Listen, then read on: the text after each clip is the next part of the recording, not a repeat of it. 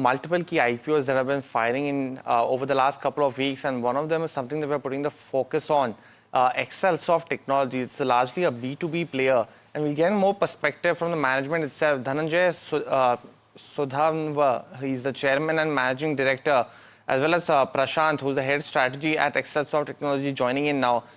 Gentlemen, to both of you, thanks so much for joining in and giving us time here on NDTV Profit. Firstly, many congratulations on the IPO. Could you give us some perspective about your business model in brief for the benefit of our viewers, largely in the education tech space, but you have a differentiated business model, largely being B2B. Can you give us some perspective?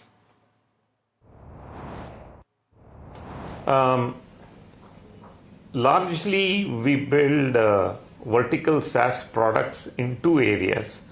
One in the learning technologies area, the other one in testing and exam technologies area. We are a vertical SaaS company, which means we build products. There is a services element around these products as well. This is focused on customers who are exam providers, learning providers, I'm sorry, I cannot name the customers here, and publishers as well. There are qualification agencies who offer different kinds of vocational qualifications, who also use us not only for skill-based training, use us our tools to deliver assessments online. Broadly, that is our business. Our strength is in pedagogical depth we have in learning, pedagogical depth we have in testing and assessments, backed up by technology excellence and updated technology that we use in our products. Those are key strengths. Okay, just also want to understand now, well, that is the business model, you're raising about 500 crore or so. This includes a fresh issue component of around 180 crore. How would these proceeds be utilized for the business? If you can help us with that as well. The plans with the fresh issue are one, we need to create more space, more workspace for the growth that we are envisaging, and also to update entirely our digital infrastructure, going all the way from the network periphery to every individual desktop will have to be contemporary, will have to be of the same quality as our customers' IT infrastructure or digital infrastructure. That requires a significant upgrade because of the paradigm shifts that have happened, particularly the most recent paradigm shift with respect to AI, which means it will impact not only devices we use at the edge of our network, it will also impact the routers, switches, the intermediate network appliances that we use, and will impact almost every desktop that is used in the entire company.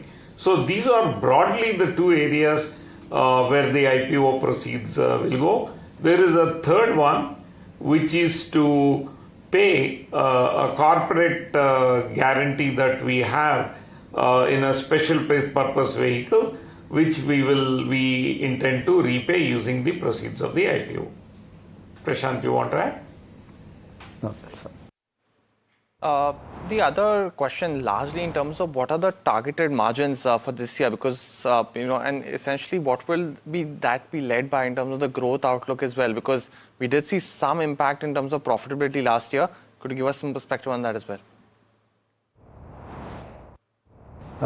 As you are aware, the forward numbers cannot be discussed here. However, I would want to give you a sense of how our business is run. If you look at the 4 quarters of a year, historically, our quarter 4, which happens to be the quarter 1 for our customers, is generally heavily loaded, both in terms of revenue and in margins. Why is that? Because our customers have better budgets during their first quarter to deploy on our projects, and that is why the revenue is higher in the quarter 4. Similarly, quarter 3 also is slightly higher revenue. However, the expenses are fairly even across all the 4 quarters, and that is the explanation for why the EBITDA is typically higher in the second half and not in the first half. Talking about the other question that you asked about FY24 when you saw a dip in the profitability, that was primarily driven by a one-off expense, an exceptional item on the employee benefit expenses, which was driven by the ESOPs that we issue to our employees. That was the primary reason why there was a dip in the profitability that we saw that year. Employee expenses increased because of ESOP. Okay, thank you so much, gentlemen. So, ExcelSoft Technologies, now that's the IPO in focus, opens for subscription on 19 November.